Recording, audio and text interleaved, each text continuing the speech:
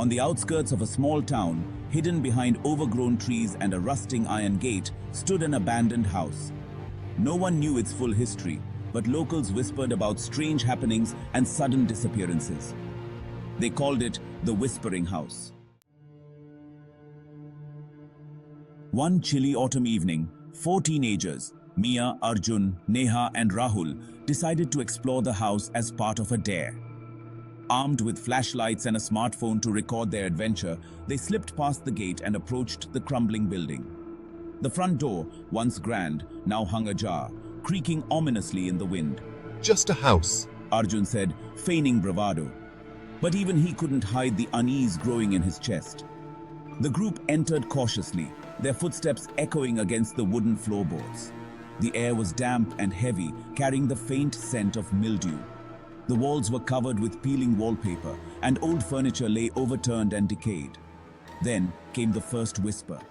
It was faint, almost imperceptible, like the rustle of leaves. Did you hear that? She asked, her voice trembling. probably the wind. Rahul replied, though his face betrayed his doubt. But the whispers grew louder as they ventured deeper into the house. They weren't random sounds, they were voices. Unclear at first, but soon distinct enough to form words. Get out! Neha gasped. This is a bad idea. We should leave. But curiosity got the better of them, and they pressed on.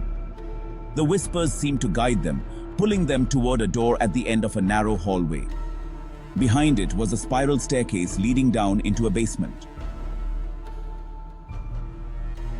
The air grew colder with each step.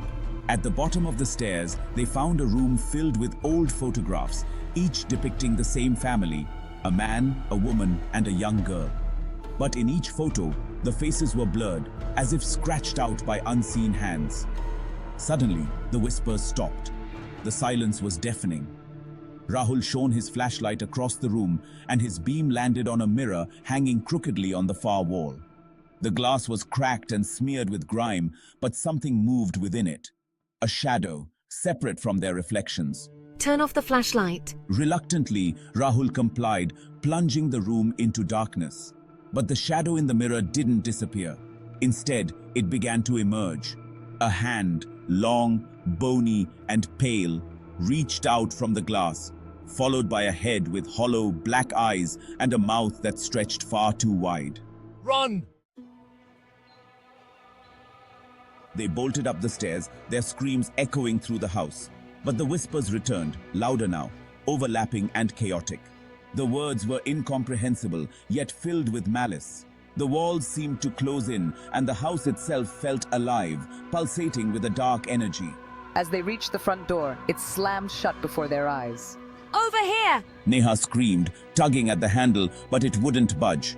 Mia yelled, pointing to a shattered window. One by one, they scrambled through, cutting themselves on the jagged glass. When they finally made it outside, the whispers stopped. The house stood silent and still, as if mocking them. They didn't speak of what they'd seen, too shaken to put it into words. But the next morning, when Rahul didn't respond to their messages, the others grew worried.